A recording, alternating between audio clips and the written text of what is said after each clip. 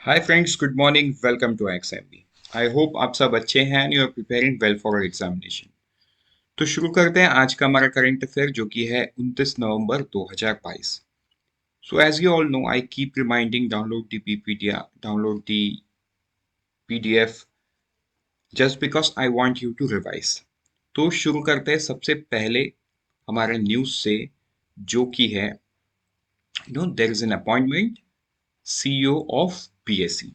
तो देखो, BSE is regulated by SEBI, तो ऑब्वियस सी बात है, सेबी का approval is very important and that's the news that SEBI has given its approval to the appointment of Ramamurthy as the MD and CEO of BSE.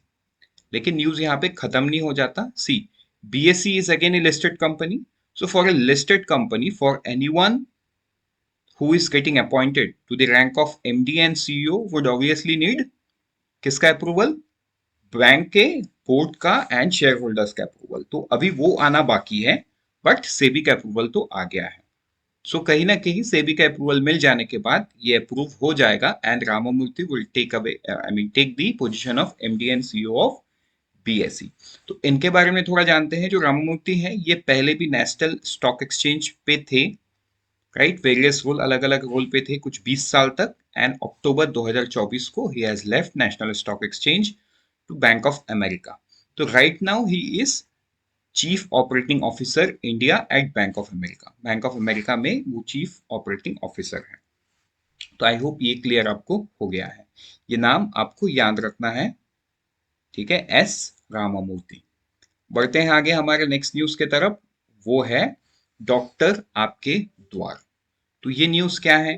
तो ये news है कि श्री आर के सिंह, ठीक है, जो कि कंसर्न मिनिस्टर हैं, इन्होंने इनॉग्रेट किया है 10 मोबाइल हेल्थ क्लिनिक डॉक्टर आपके द्वार अंडर आरईसी, मतलब रूरल इलेक्ट्रिक कॉर्पोरेशन, ठीक है, इस कंपनी के सीएसआर प्रोजेक्ट। ठीक है, अब इसके हाइलाइट्स को देखते हैं। ये टोटल अमाउंट कितना है? ₹12.68 crore. facilitates operating expenditure for the 3 year for smooth functioning of the project. Out of 10 MHCs, ठीक है, मतलब MHCs का मतलब है mobile health clinic, 3 are exclusively for women, 3 women के लिए है, एंड 7 क्या है? Door to door primary service care to the underprivileged population across all 14 blocks of Bhojpur district of Bihar. तो ये पर्टिकुलर किसी डिस्ट्रिक्ट न्यूज है, बाकी 7 तो बाकी पूरे बिहार के लिए है। आई होप ये आपको क्लियर हो गया है। बढ़ते हैं आगे हमारे नेक्स्ट न्यूज की तरफ। वो है एक प्रोजेक्ट जिसको अप्रूवल मिला है, ठीक है, इसको केवीआई से इंप्लीमेंट कर रहा है, खादी विलेज कमीशन, ठीक है, khadi and village industries commission ये इंप्लीमेंट कर रहा है। तो देखो, इसके बैकग्राउंड को समझते हैं। जो वाइल्ड एलिफेंट है ना,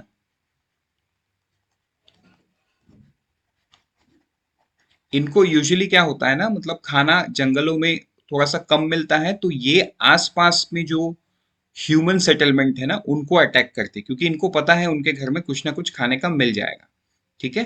तो यूजुअली उनको अटैक करते, तो ये अटैक से इनका घर टूट जाता है, कुछ लोगों का मौत हो जाता है, because it's the elephant, right. तो बहुत सारे परेशानी होती है, और सबसे बड़ा बात, ये जो ह्यूमन सेटलमेंट को अटैक करती है ना, तो इनका खेत भी खराब कर देती है। मतलब खेत में अगर इनको कुछ खाने का मिल गया तो वो खा के चले जाएगी। तो ये तो मतलब ह्यूमन के लिए लॉस ही है। तो यहाँ पे व्हाट केवीआईसी इज डूइंग, वो जो जहाँ पे ह्यूमन सेटलमेंट है उसके चारों तरफ फेंसिंग होगा। अब ऐसा नहीं कि कोई दीवार बनाया जाएगा, ये जो फेंसिंग होगा ना, ये बी बॉक्स का फेंसिंग होगा, ठीक है। क्या चीज का फेंसिंग होगा? ये होगा बी बॉक्स फेंसिंग। तो मतलब हनी बी से ये प्रोटेक्ट, क्योंकि हनी बी को तोड़ के जब हाथी आने की कोशिश करेंगे, then honey bee would stop them, the bee would stop them and they will not attack anymore. तो ये चारों तरफ से क्या करते हैं? बी बॉक्स लगा देते हैं। तो ये जो अभी प्रोजेक्ट है, ठीक है, KVIC's chairman Shri Manoj Kumar inaugurated the ambitious rehab project reducing human attacks using honeybee by KVIC at village Chausala in forest range Fatehpur, Haldwani district Nainital, ठीक है। अब इसके समझो कि ये जो रिहैब प्रोजेक्ट है ना, ये और 7 स्टेट्स में चल रहा है। कहाँ कहाँ? Karnataka, Maharashtra, West Bengal, Assam and Orissa.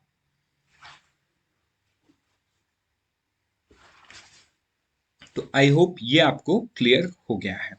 पढ़ते हैं आगे हमारे नेक्स्ट न्यूज की तरफ, वो है ऑब्लिगेटरी सेसेशन टू 0 from 4%।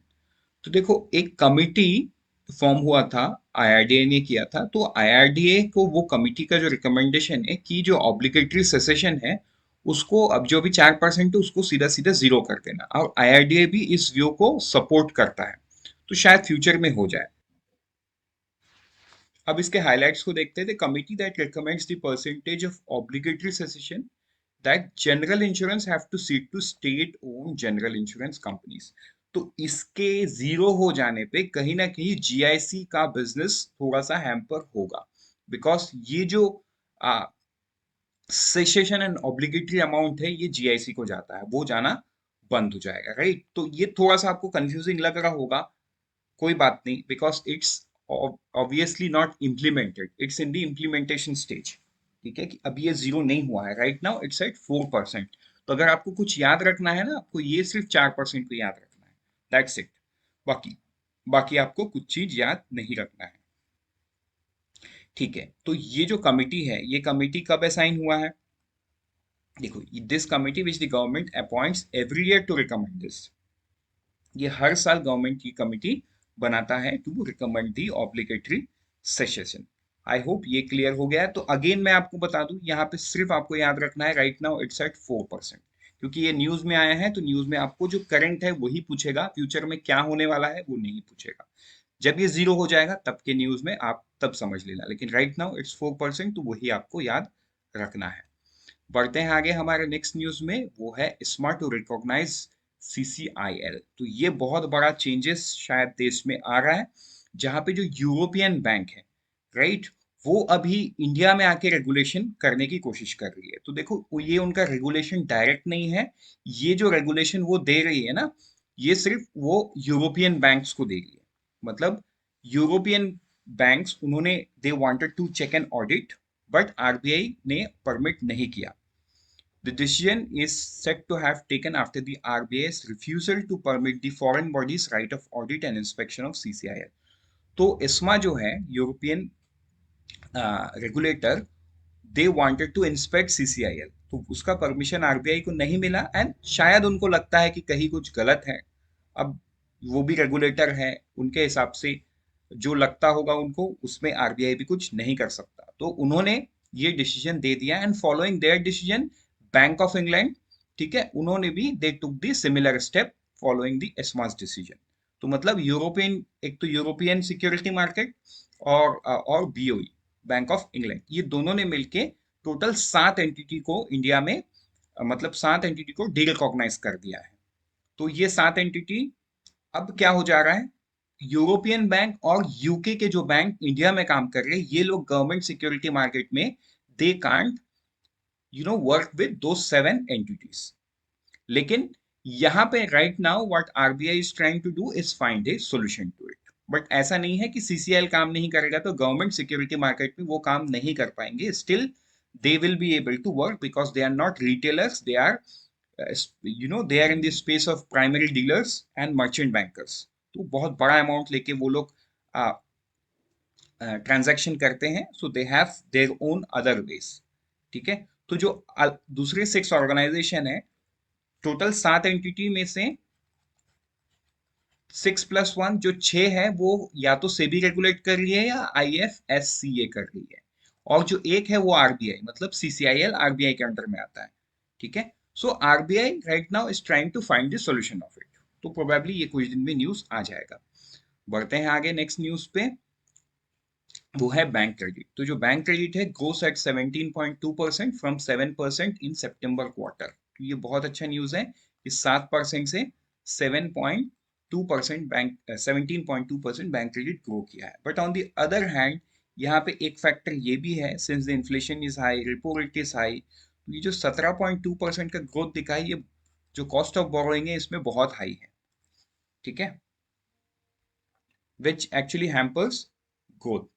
बढ़ते हैं आगे हमारे नेक्स्ट न्यूज की तरफ, वो है स्टैंडर्ड एंड पुअर, जो रेटिंग है वो रेटिंग उन्होंने कम कर दिया। ठीक, standard and poor ratings lowers India's financial year 23 GDP growth. तो ये लोग जीडीपी ग्रोथ देते हैं। अब देखो जो क्वार्टर वन में है वहां पे हमने टारगेट मिस किया, 13.5% से जीडीपी ग्रो किया, वेराज गवर्नमेंट का टारगेट तो 15 प्लस का था। तो जिसके चलते सब सारे सारे कंपनीज, ठीक है, और इवन आरबीआई भी अपने प्रोजेक्शन को कम किया है फ्रॉम 7.2 टू 7 राइट नाउ। तो वैसे ही right now Standard and Poor's 7% बोल रहा है कि 7% से ही इंडिया का जीडीपी जो इस साल ग्रो करेगा। तो ये भी आपको ध्यान देना है। बढ़ते हैं आगे नेक्स्ट न्यूज की तरफ, वो है वन लाइनर। डिविडेंड की बात करें तो ओएनजीसी जो बहुत बड़ा डिविडेंड गवर्नमेंट को पे किया वो है 5,001 करोड़, 5,001 करोड़ रुपीज का। ठीक है, नवंबर 11 में बीपीसीएल पे किया था 690 करोड़ का डिविडेंड। ठीक, अब नेक्स्ट है हरिमा शक्ति 2022। ये एक जॉइंट मिलिट्री एक्सरसाइज है बिटवीन इंडिया एंड मलेशिया, जो कि 2012 में शुरू हुआ, एंड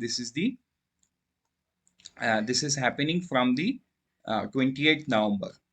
ठीक है, और 12 दिसंबर 2022 को ये खत्म होगा। सो ये आपको ध्यान रखना है। अच्छा, ये कहाँ पे हो रहा है? ये हो रहा है आपका मलेशिया में।